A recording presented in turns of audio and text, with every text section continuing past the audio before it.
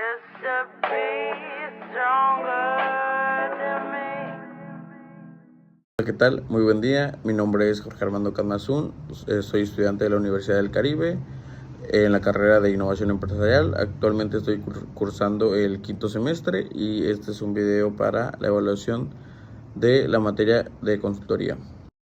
El primer punto que vamos a tocar dentro de este video, y para entender más a fondo a qué se refiere con una consultoría empresarial, son los objetivos. Los objetivos son 5, los cuales podrían ser la mejora del desempeño, la resolución de problemas, la implementación de algún cambio estratégico, la optimización en procesos y el desarrollo del talento humano.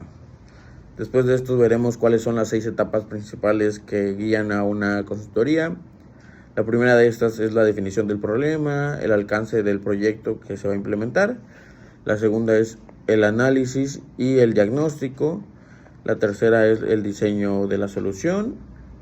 Y el cuarto es el desarrollo del plan de implementación. Este es uno de los más importantes, ya que dentro de este plan se detalla los tiempos, los procesos y las actividades que se tienen que llevar a cabo. El número 5 es la implementación, que como lo mencioné anteriormente, son todos estos procesos que se tienen que llevar a cabo, y el final es la evaluación y el seguimiento. Dentro de esta evaluación se dictamina qué tan eficiente ha sido el proceso y si se requiere algún cambio o adaptación. Una de las principales preguntas que surgen en el entorno de la consultoría empresarial es cuánto dura el proceso y en cuánto tiempo se lleva a cabo.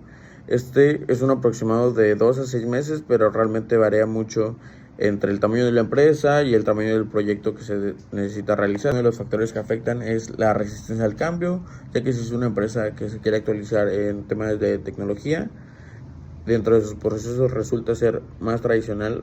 Es un proceso que va a durar bastante, ya que se tiene que capacitar primero al personal.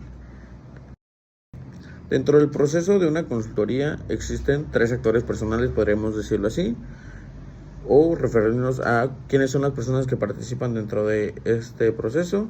Son 3 participantes, los cuales son el consultor, el cual es el experto que brinda sus servicios a la empresa; el cliente, el cual es el jefe o el encargado que solicitó los servicios del consultor; y el tercero, que es el equipo, que se refiere a los empleados, a los trabajadores, que igualmente ponen de su apoyo para llevar a cabo este proceso. Dentro de la consultoría existen factores los cuales pueden determinar mucho en el tema de la negociación. Dentro de este video veremos 11, los cuales son el alcance del proyecto, la metodología, el cronograma, en cuánto tiempo se va a realizar, los recursos con los que cuenta la empresa, la comunicación, la confidencialidad, la propiedad intelectual, los honorarios, las condiciones en las que se realiza el pago, la gestión de cambios y la terminación del contrato. Después de haber mencionado los factores que son importantes tener en cuenta para la preparación de una consultoría empresarial, ahora pasaremos a hablar de cuáles son los 4 factores que se tienen en cuenta para los honorarios. El primero de estos es la experiencia que tiene el consultor, la complejidad del proyecto, la duración del proyecto, los resultados esperados y el mercado. El mercado, con esto hablamos de en torno a cuánto se cobra por una consultoría en ese lugar, en esa época. Este suele variar mucho dependiendo de muchos factores. En este punto veremos cuáles son los principales puntos a tocar dentro del diagnóstico en una consultoría. El primero de estos es la personalización de la solución, ya que cada solución es distinta dependiendo cada caso, cada empresa. La siguiente sería la identificación de la causa del problema de forma de raíz, ya que se busca no solo los problemas que ocasiona, sino la causa de estos, la principal causa. El establecimiento de objetivos claros, hacia dónde quieres llegar y por qué. La optimización de recursos, donde se busca gastar lo menos posible. Y la minimización de riesgos, para que el riesgo sea el mínimo en caso de fallar. Después de haber mencionado los factores que son importantes tener en cuenta para la preparación de una consultoría empresarial, ahora pasaremos a hablar de cuáles son los 4 factores que se tienen en cuenta para los honorarios. El primero de estos es la experiencia que tiene el consultor, la complejidad del proyecto, la duración del proyecto, los resultados esperados y el mercado. El mercado, con esto hablamos de en torno a cuánto se cobra por una consultoría en ese lugar, en esa época. Suele variar mucho dependiendo de muchos factores. Al igual hay factores que se tienen en cuenta al momento de realizar un diagnóstico. Estos son el entorno externo, que podría hacer referencia a la economía externa, a lo geográfico, a lo político. El entorno interno, que se analiza dentro de la empresa, de los cargos, de los procesos que se realizan, la comunicación. La otra sería la estrategia actual, qué estrategia llevan y cómo les ha funcionado, si les ha funcionado y cuáles han hecho antes. La siguiente sería el desempeño financiero, cómo están financieramente, en qué se destinan los ingresos, las operaciones que realizan en tema de igual monetarios y los clientes. El realizar un diagnóstico es un proceso complicado, tardado, en el cual puede haber algunas fallas, y hay 6 herramientas principales las cuales nos ayudan a realizar un diagnóstico más preciso. Estas son las entrevistas que se hacen a empleados, las encuestas que se realizan a los clientes, igual para saber de forma cuantitativa y cualitativa cuáles son las opiniones, el análisis de documentos, cómo andan en estos, la observación directa, que es observar directamente los procesos en cómo se realizan, la comunicación, cómo se desarrollan, el análisis de FODA y por último el benchmarking. Después de haber mencionado todo esto que rodea al diagnóstico previo, estas son las 5 etapas que se llevan a cabo para realizar un diagnóstico previo. La definición del alcance siendo el primero, la recopilación de datos, el análisis de los datos, la identificación del problema y las oportunidades de la empresa y la elaboración del diagnóstico. Con base a todo lo anterior se realiza un diagnóstico previo.